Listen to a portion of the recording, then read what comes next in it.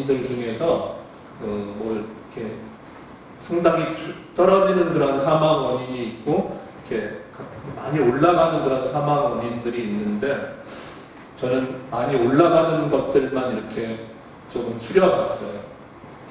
추려봤는데 저기서 이렇게 그 부동세로 돼서 이렇게 올라가는 거는 그거는 암 발생, 암에 의한 그 사망자 수입니다. 그리고 많이 우리가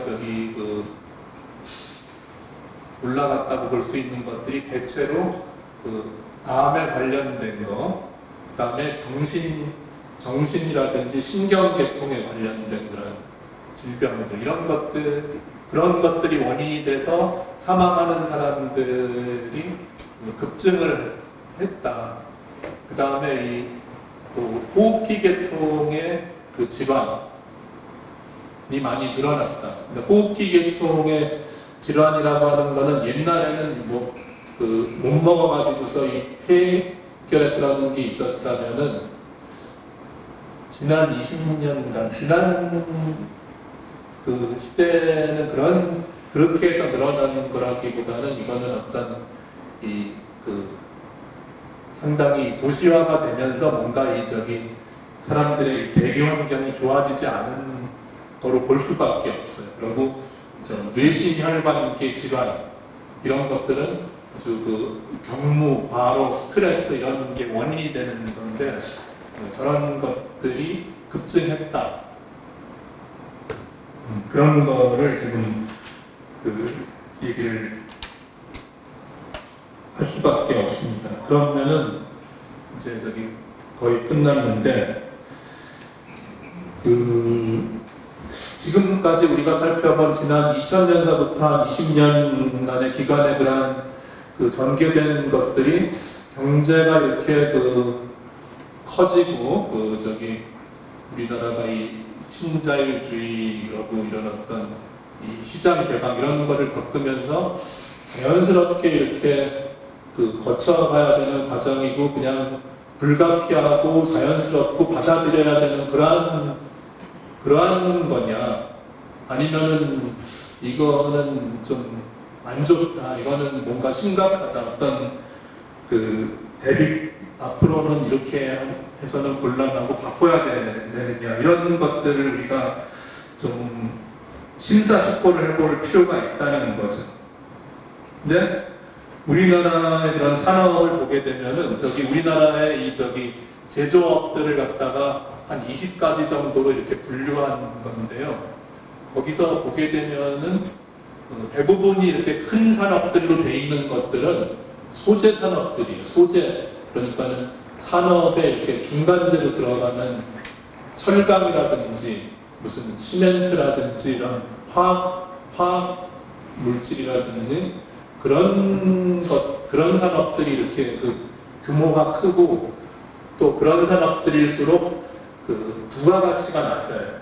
그러니까 원재료를 해외에서 들여와가지고서 그걸 갖다가 공장에서 열심히 가공해서 중간 제품으로 만들어가지고서 다시 파는데 거기서 그렇게 어떤 지식이라든지 이런 사람들이 머리를 써가지고 하는 거면 이 부가가치가 높을 텐데 부가가치 부분이 낮고 그 다음에 저기서 제일 큰 산업이 이게 전자산업인데 전자산업 안에 들여다봤을 때도 전자부품 제조업하고 반도체 산업이 월등하게 높은 비중을 차지하고 있거든요. 근데 그것도 역시나 소재 산업에 해당되는 거거든요.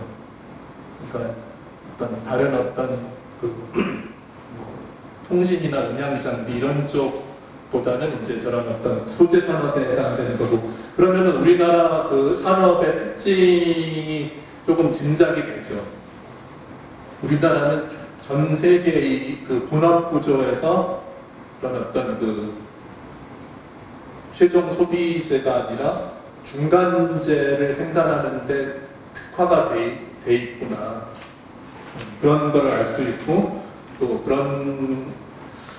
그런 산업으로 지금 최근 한 20, 30년 동안, 한 20여 년 동안 이제 그런 쪽으로 계속 발달을 해와가지고서 그런 물질 소비량도 많이 늘어나고 그랬는데 그 기점이 되는 게 그 중에서 이제 뭐 그전에도 물론 그렇게 해왔지만은 아주 그게 고착이 된 게 IMF 외환위기인데 이 IMF 때 그 국제 그 분업 구조에 아주 확실하게 편입이 됐죠. 그러니까는 우리나라가 이렇게 무슨 그 관치금융을 통해 가지고서 그 기업들을 갖다가 더 고도화시키고 부가가치가 높은 그런 그 업종 구조로 만들려고 하는 것들이 그 좌절이 되고 저런 식의 그런 어떤 그 산업 구조 조정을 통해 가지고서 저런 역할을 하는 걸로 이렇게 그 거의 자리를 잡게 됐다. 그렇게 볼 수가 있는데, 그럼 이것들은 에너지하고 원료 집약적인 산업 구조죠. 에너지를 많이 쓰고 이 원재료를 갖다가 많이 쓰는 그런 산업 구조다. 그리고 그거는 지금 봤을 때는 지구 생태 환경에 부하를 많이 끼치는 그런 산업이다. 그걸 그 원재료를 채취하는데도 많은 그 문제가 있고 또 저거를 가공하는 과정에서도 그건 우리나라에서 직접 발생되는 그러한 오염들인데 그런 것들도 상당히 많은 그런 산업 분야다. 그런데 우리나라의 그 여건 자체는 그 인구 밀도가 굉장히 높은 나라이고 또 상당히 교육 수준이 높은 그 인구가 밀집해서 사는 나라이고 또 아주 오래된 역사, 문화, 그런 지리적인 여건에서 이렇게 살고 있는 이런 한국과 같은 나라에서 과연 그 지하자원과 에너지를 다량 수입해가지고서 그 산업의 중간 소재를 제공하는 제조업을 저런 식으로 이렇게 그 아주 특화해가지고서 영위하는 게 그렇게 적합하냐 이런 거에 대해서는 좀 의문이 있는데 하여튼 국제 정치 경제적인 역학관계에 의해서 그런 경제 구조가 자리 잡는 거는 사실이 있단 말이에요. 근데 그렇게 되는 그런 과정에서 사람들의 소득 수준은 그나마 높아진 거는 또 사실이고, 그런데 그게 정신적인 건강이나 신체적인 건강, 그러고 사람들의 문화적인 그런 삶의 그런 측면에서 부작용이 상당히 많았던 게 아닌가, 그렇게 생각이 들고, 앞으로 이런 식의 산업 구조는 이 기후변화와 이 자원고갈 생태계 위기 시대에 상당히 불리할 걸로 그렇게 생각이 된다. 특히 지금 제3세계 많은 나라들이 민주화가 되고 그 생태적인 각성 이런 것들이 동남아시아, 남미, 뭐 중동, 모든 아프리카 이런 나라들에서 다 그렇게 되고 있기 때문에 그런 나라들의 그 아주 값싼 노동하고 이 토양 황폐화 이런 거에 의존한 그 자원 공급 이런 것들이 점점 더 어려워질 게 아니냐. 이제 그 우리나라 같은 나라에는 좀 그런 것들이 좀 어려움으로 앞으로 작용할 수 있겠다. 그런 생각이 들고, 그래서 앞으로 에너지하고 지하자원의 저렴한 안정적인 조달이라고 하는 거는 지금 탈제국주의 시대로 이제 사실 세상이 점점 접어들고 있는데, 그런 시대에는 어려워지는데, 특히 우리나라와 같은 그런 역할을 맡은 나라에서는 참 어렵겠다, 그런 생각을 합니다. 그러니까 결론적으로 봤을 때 여러분들 생태발자국이라는 말을 많이 들어보셨죠? 우리나라의 그 생태 환경은 사실은 많은 인구가 살고 있기 때문에 그 생태적인 어떤 그 사용할 수 있는 용량에 비해서 많은 소비를 하고 살고 있는 겁니다. 남한하고 북한을 비교하고 있지만은 생태 용량과 생태 발자국을 갖다 이렇게 비교해 봤을 때 여기서 지금 GHA는 뭐냐면은 글로벌 헥타르라고 해가지고서 이 자연 환경이 사람들한테 지속 가능하게, 그러니까 황폐화되지 않고 지속 가능하게 제공해 줄 수 있는 그 자연 환경의 면적을 갖다가 이렇게 좀 환산해 가지고서 이렇게 제공을 하는 건데요. 저기서 봤을 때 어로 수면 같은 경우는 우리나라는 3면이 바다니까는 또 그 면적은 상당히 넓죠. 근데 우리나라가 이제 9만 6천 평방킬로미터가 이제 남한의 면적인데, 그거는 헥타르로 따지면은 960만 헥타르가 되는 거거든요. 960만 헥타르인데 거기에 5천만 명이 산다. 그러면은 1헥타르에 한 5명 이상이 사는 그런 셈이 돼요. 그러니까는 우리가 쓸 수 있는, 지속 가능하게 쓸 수 있는 그러한 토지 면적은 굉장히 작은데, 사실 우리가 쓰는 어떤 탄소라든지 무슨 목재라든지 이 모든 것들이 그걸 갖다가 다 넘어서고 있어서 우리 국토가 가지고 있는 생태 용량에 비해서 생태 발자국이 9배 이상이 되는 심각한 상황입니다. 북한은 이제 그것보다는 좀 덜하죠. 비교해 봤을 때. 근데 그렇다고 해서 우리나라 국토가 다 황폐화가 되느냐? 그게 아닌 게, 그 많은 물자들을 갖다가 상당 부분 수입을 통해서 충당하고 있기 때문에 그렇지는 않은데, 그렇더라도 이제 우리가 버리는 폐기물이라든지 폐가스, 폐수 이런 것 때문에 우리나라 국토가 감당할 수 있는 그 용량이라고 하는 거는 점점 더 좁아져 가고 있고, 지금의 산업 구조에서는 그거는 상당한 한계를 갖다가 가질 수밖에 없다. 그렇게 얘기할 수 있는데, 그렇다면 전 세계적으로 봤을 때, 전 세계적으로 이 지구가 지속 가능하게 떠받칠 수 있는 그런 지구인 한 사람당의 GHA 그 지수는 얼마일까요? 그거는 1인당 1.63이라고 합니다. 그러니까 우리나라 사람들의 그런 생활 수준에서는 우리나라는 6.173의 GHA를 갖다 그 수준의 소비 생활을 하고 있는데, 지구가 평균적으로 감당할 수 있는 생태 용량은 1.63, 그러니까는 3.8배를 더 한국 사람들이 이렇게 누리면서 살고 있다는 얘기죠.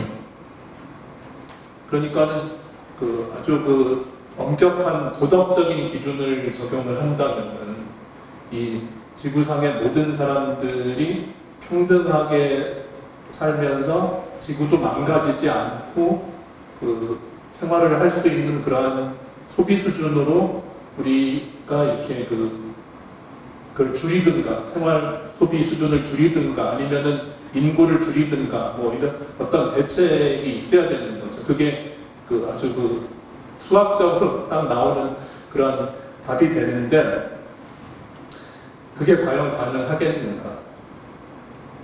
그러니까 근데 이제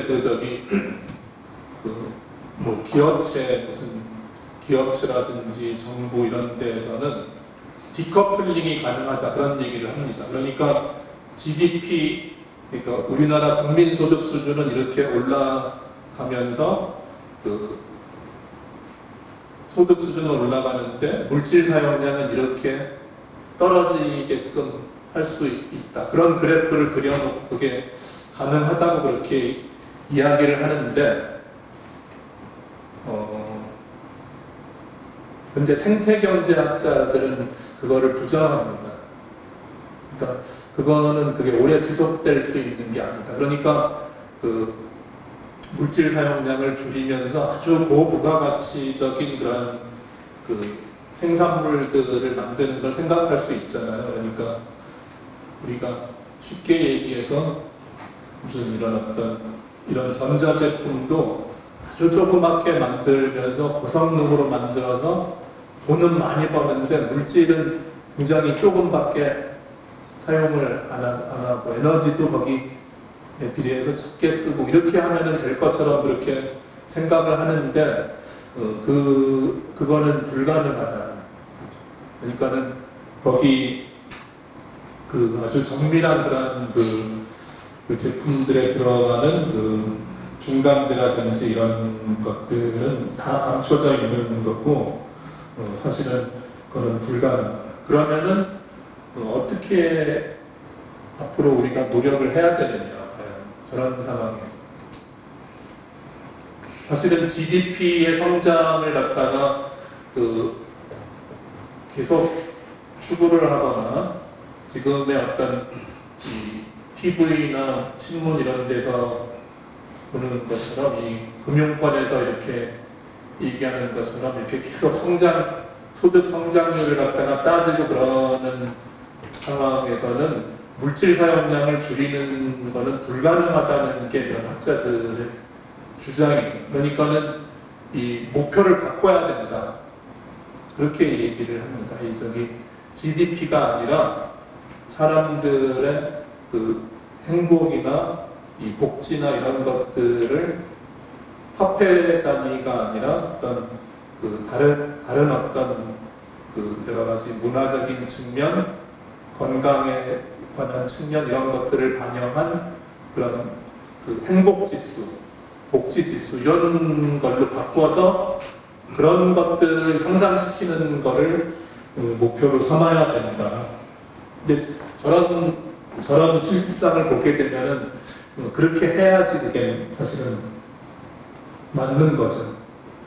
그러면은 과연 그렇게 어떤 우리가 지금 벌고 있는 소득을 한 3분의 1 이상 줄여가지고서 5천만 원 버는 사람은 한 2천만 원이나 1,몇백만 원으로 이렇게 줄이고 그 대신에 어떤 그러면서도 행복은 더 높아질 수 있게끔 할 수 있는 그러한 것이 과연 가능한가? 여러 가지 무슨 다른 방법을 써서 이거에 대해서 진지하게 생각해 봐야 되는데 그렇게 본다면은 여러 가지 가능성들을 우리가 생각을 해봐야 되는데 저는 순환적인 경제, 그러니까는 지금 우리가 지금 성장해온 그러한 모델은 자연을 갖다가 무시하는 거였었거든요. 그러니까 산업단지를 만든다거나 그런 어떤 이 공업을 갖다 이렇게 발전시키는 거는 전부 다 원재료를 갖다가 다 외국에서 들여와 가지고서 그걸 갖다가 이 폐쇄된 산업단지에서 그 거대 플란트를 가지고 가공해서 파는 이런 거였었기 때문에 자연이 거기 들어오게 되면은 별로 좋지 않죠. 무슨 자연에서 들어오는 무슨 벌레라든지 무슨 이런 곰팡이 이런 것들은 다 제거가 돼야 만든 거였었는데 그게 아니라 자연과 이렇게 소통하고 자연을 갖다가 더 건강하게 만들어서 거꾸로 자연이 우리를 살게 만드는 이런 자연과 상생하는 그러한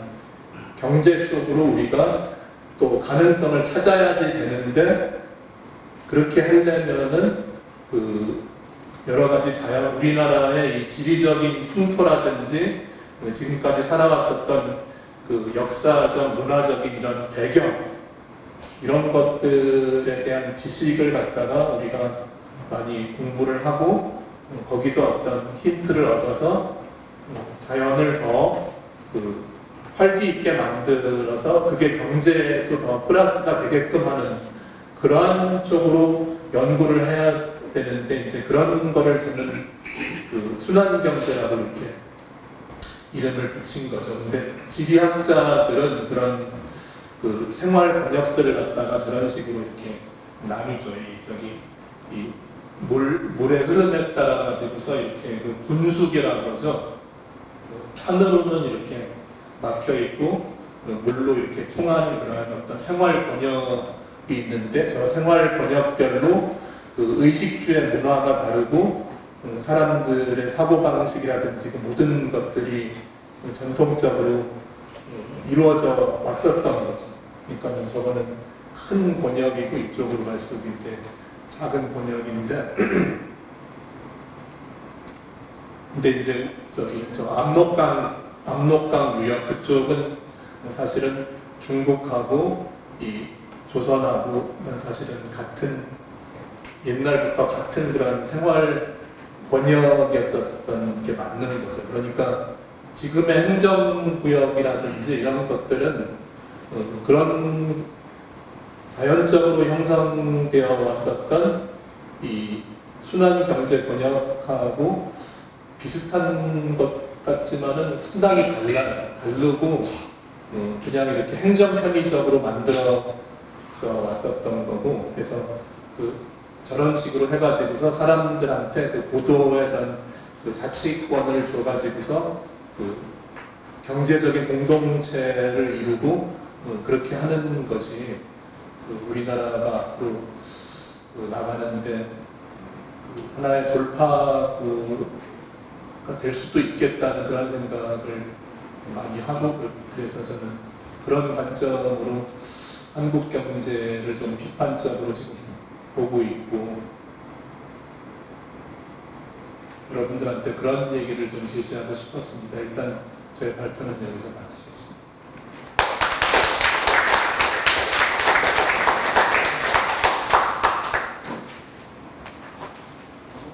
질문 주시고. 네.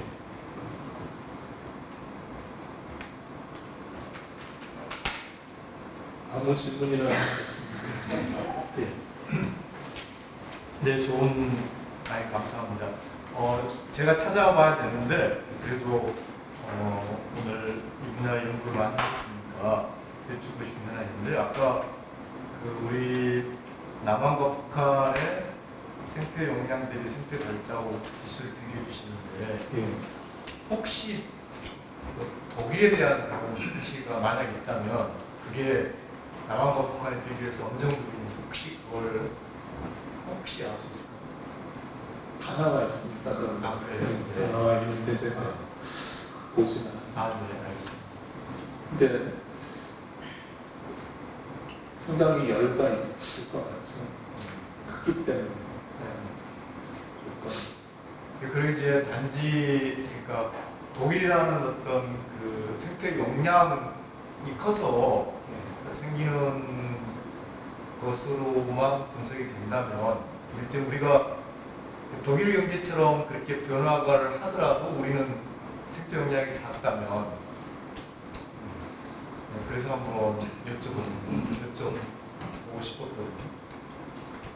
그러니까 생태 용량이 작으니까 이제 거기에 맞춰서 우리의 삶을 축소해야 되는데, 화폐적으로는 축소를 하지만은 그 화폐적으로 축소하면서 행복은 축소하지 않고 오히려 더 다른 쪽으로 이렇게 눈을 돌릴 수 있는 그런 방안이 무엇인가, 그걸 고민하는 걸 제가 좀 아까 화두로 던진 것 같습니다. 우리가 독일과 같이 땅을 많이 차지해가지고서 쓸 수 있는 또 다른 나라들도 다 그렇게 생각을 하면 큰일 나요. 얼마든지 찾아볼 수 있습니다. 모든 나라. 2017년도 자료인데요. 뭐 그렇게 크게 다르지 않을 것 같습니다. 그러니까 독일이 만약에 수치가 여유가 많이 있는 것으로 나온다면 박사님께서 잠깐 말씀하셨는데 그 독일의 그 수치는 주로 독일의 생태 용량에 많이 의지하고 있다 이렇게 보시는 거예요. 그러니까 이제 저거는 소비를 위주로 하는 거라서 독일이 그 산업 구조가 이제 제조업 중심이고 뭐 그런 제조업 중심이냐 서비스 산업 중심이냐 그런 것들이 그렇게 크게 반영이 안 되고 어디까지나 소비를 위주로 하는 거거든요. 네. 근데 소비에서 좀 그 독일 사람들이 예를 들어서 에너지를 갖다가 많이 그 줄이는 노력을 하는 걸로 알고 있는데 그렇다면 저기서 그 탄소 부분이나 그런 것들은 그 우리나라보다 낮을 가능성이 높죠. 그러니까 그 생태 용량도 뭐 크기는 하지만은 그런 생태 용량과 관계 없는 부분. 그런 거는 충분히 찾아보지는 않았지만 그럴 거라고 짐작은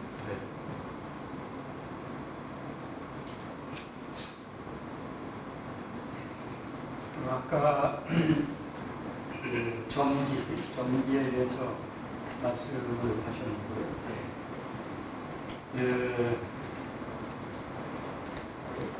우리 태양열 전기 생산을 해서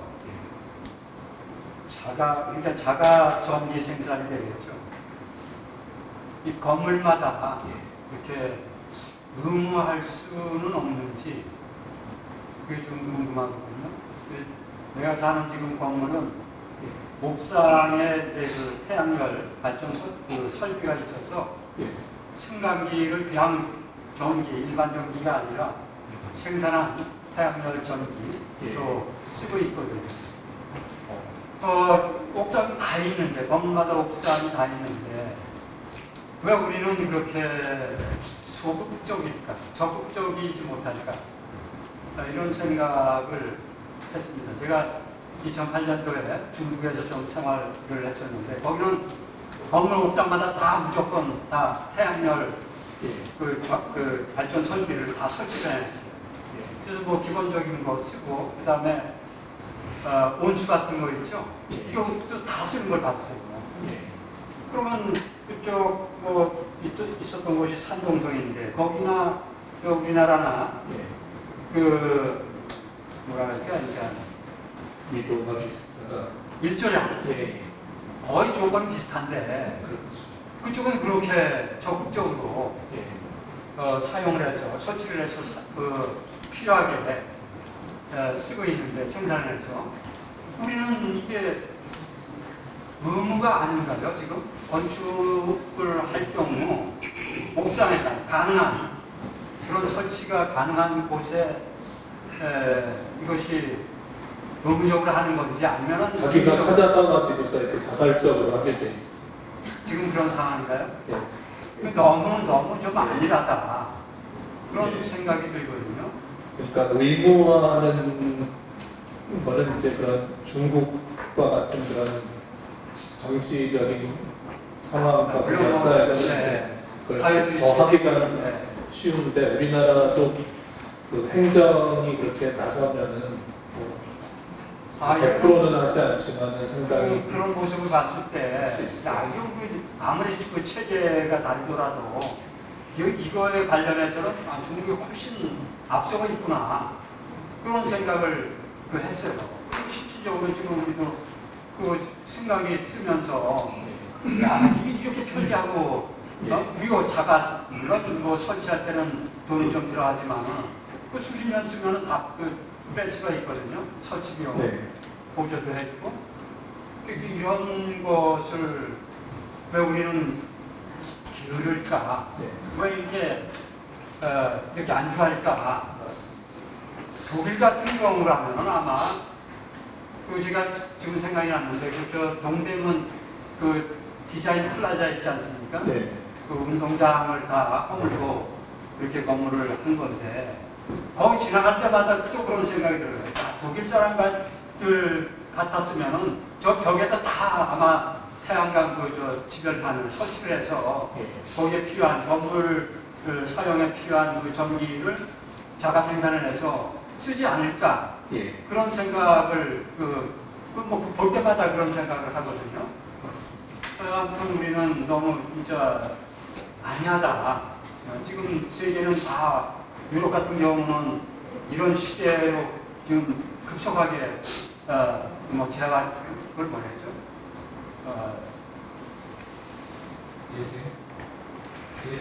재생에너지 이런 시대로 가고 있는데 급속하게 방향을 틀어서 우리는 너무 아니랄까 이런 생각을 감출 수 없습니다. 우리나라 산업이 이제 그런 쪽으로 좀 이렇게 발전을 해야 되는데 그 에너지를 많이 쓰고 그런 쪽으로만 돼 있고 그래서 그렇게 하고 이제 그 지방별로 그런 좋은 아이디어를 가지고서 이렇게 정책을 하는 쪽으로 그렇게 해야 될 것 같습니다. 그러니까 중앙에서 이렇게 하다 보니까는 정권이 바뀔 때마다 이제 그런 거를 이렇게 팽개쳐놓고 막 이리 갔다 저리 갔다 하는 것도 있고 그러니까 우리나라 전체를 가지고서 하기보다는 그런 어떤 재생에너지일수록 기업 시점에 맞는 그런 재생에너지들 그런 것들을 도입하려면은 지금과 같은 그런 중앙 집권적인 행정보다는 저는 분권화로 가는 게 맞다고 생각을 합니다. 저는 그 질문은 아니고 의견인데요. 네. 지금 우리가 생각한 것보다 훨씬 더 많은 변화의 시기에 살고 있다고 생각하거든요. 그러니까 인구도 지금 아시다시피 인구가 이제 급속하게 줄어든다고 하고 우리나라 문제뿐 아니라 전 세계적인 문제이기도 하고 산업 구조, 그리고 테크놀로지 이런 부분들이 굉장히 급변하는 시대에 우리가 살고 있다고 생각을 합니다. 근데 이 생태 문제와 관련해서는 저는 그 두 가지 테크놀로지의 변화가 우리의 미래를 바꿀 수 있을 거라고 생각을 하는데 우리 저 아까 태양열 같은 부분도 저는 태양열이 꼭 태양광 에너지가 꼭 좋은 신재생 에너지라고 생각하지 않습니다. 그게 아직 효율도 떨어지고 그 쓰레기, 태양광 에너지들이 이제 폐기하게 되면 쓰레기들이 또 많이 생기거든요. 근데 지금 우리 눈앞에 와 있는 그 기술의 변화 중에 하나가 산업 구조, 기술, 에너지 변화 중에 하나가 인공태양이라고 인공태양은 핵융합이죠. 인공태양을 하게 되면 그 바닷물 1리터의 물 가지고 한 300리터 정도의 이제 휘발유 정도의 에너지를 낼 수 있다고 하는데 인공태양 같은 경우는 제가 볼 때는 거의 한 25년 정도만 지나면 거의 개발이 끝나고 한 50년 이내에 상용화 될 거라고 저는 개인적으로 보고 있습니다. 저는 거기에 대한 뉴스들이 옛날에는 뭐 2, 3년에 한 번씩 나오다가 뭐 1년에 한 번씩 나오다가 요즘은 뭐 거의 뭐 2달, 뭐 한 달에 한 번씩 뉴스들이 이제 나오고 있는데 인공태양 같은 것들이 실용화가 되면 지금 우리가 알고 있는 화석 연료라든가 그런 에너지의 문제, 생태의 문제들의 상당 부분이 저는 해결될 거라고 보고 있고요. 또 한 가지는 이제 얼마 전에 초전도체 가지고 주식 때문에 시끄럽고 했는데 개인적으로는 초전도체 기술도 적어도 50년 이내에는 어떤 현실화되고 상용화되는 것도 적어도 100년 이내에는 상용화 될 수 있다고 보거든요. 그런 부분들이 결국은 이제 그 기술의 변화가 우리가 안고 있는 많은 그 생태적인 문제, 환경 문제 이런 것들이 기술의 변화로 다 극복할 수 있지 않을까라고 생각을 하고 있고 그런 이제 기술의 변화가 됐을 때 그런 에너지를 누군가 독점을 해가지고 그거를 또 자본화하면 문제이기 때문에 결국은 그런 기술의 변화로 인한 자본의 축적을 어떻게 나누느냐 이제 철학이나 인식의 문제 아니면 법률 제도 정책의 문제 그런 쪽에 우리가 더 관심을 가지고 가야 되는 게 아닐까라는 게 제 의견입니다. 예, 좋은 의견입니다. 근데 하여튼 그런 기술적인 그런 베이스는 지금도 상당한 그런 기술, 좋은 기술들이 전쟁하는 데 쓰이고 있고, 그러니까 돈 버는 데 그런 데 쓰이고 있고 그런 게 문제 거라고 생각이 드는데, 하여튼 반드시 그런 것들을 사람들이 저렇게 환경에 어떤 부담을 덜 주면서 좋은 관계로 살 수 있는데 보조 역할을 할 수 있게끔 그렇게 하는 그런 것들이 우리가 고민해야 될 과제는 분명한 것 같습니다.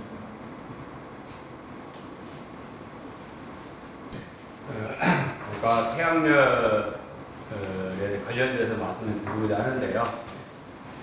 그 경제성이 상당히 문제가 되더라고요. 저는 이제 시골에 그 옥상에 태양열을 하려고 했는데, 예를 들어서 이제 시설비가 500만 원이 드는데 5년간 사용한다면 이제 1년에 100만 원씩 이제 저기 에너지를 얻을 수 있지 않습니까? 근데 그러면 이제 매달 전기요금을 10만 원 이상 써야만이 태양열을 발전을 해서 효율을 얻는데, 그래서 시골에서 한 3만 원 정도의 전기를 쓴다면 마이너스 된다 하는 계산이 나와요. 그래서 포기했어요. 근데 이제 그게 수명이 한 20년 되거나 되면 이제 상관이 없는데, 한 5년 정도 되면 보수를 해야 한답니다. 5년 정도. 계속 영구적인 게 아니라고. 이제 그렇다고 봤을 때, 아까 선생님 말씀하신 것처럼 엘리베이터를 사용하고 전기를 많이 사용하는 이제 그런 데는 해당이 되는데, 그거를 계산해 봐야 한다는 거예요. 저는 그렇게 생각하고 태양열 한번 설치하면 거의 한 20년 아무 문제 없이 쓰는 줄 알았거든요. 그런 문제가 이제 발생하더라고요. 참고로 말씀드립니다.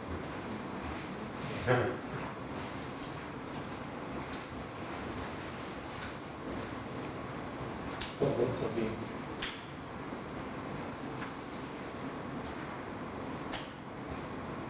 두 가지만. 지금 쉽게 말하면 우리나라 다른 나라도 그렇지만 특히 우리나라 결혼도 젊은 사람들 잘 안 하고 얘기도 잘 안 하고 일반적인 현상이 돼가지고 한 정책을 쓰고 가가지고 지치라고 그런 예를 들어 기본사회 기본적으로 그런 걸 해서 좀 나가는 거에서 지치라고 소득이 엄청난 노력도 하고 있는데 효과가 별로 없다. 지금 보면 생태경제학적으로 보면 특히 우리나라 너무 인구가 많아서 문제가 심각하다 이렇게 볼 수 있잖아요.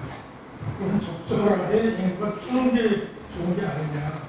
어느 정도 그렇게 생태경제학으로 볼 수 있지 않겠냐. 네. 그럼 그거 어떻게 하는 게 좋은가 이런 질문하고 싶고, 그 다음에 지금 여기 남북한 생태영향 이렇게 말자고 보면 알 수 있듯이 북한은 약 2배, 우리는 한 10배 이렇게 차이가 나는데, 우리가 항상 생각하는 거지만 군사적으로 대립하고 여러 가지 문제가 많고 자원도 낭비되고 심각한데, 남북한의 경제 협력이라든가 이런 게 시급하고 중요한 건 누구나 다 아는 건데, 생태경제학적으로 봐야 어떻게 하는 게 또 이 전체적으로 남북한이 이득이 또 필요하다. 생태경제학적으로 이런 거를 좀 더 통계를 낸다든가 그렇게 할 필요성이 더 크다. 그렇게 해서 예를 들면 우익 쪽도 좀 이렇게 동의할 수 있는 그런 방향의 연구는 어느 정도 되고 있습니다. 대략 추가되는 여쭤보죠.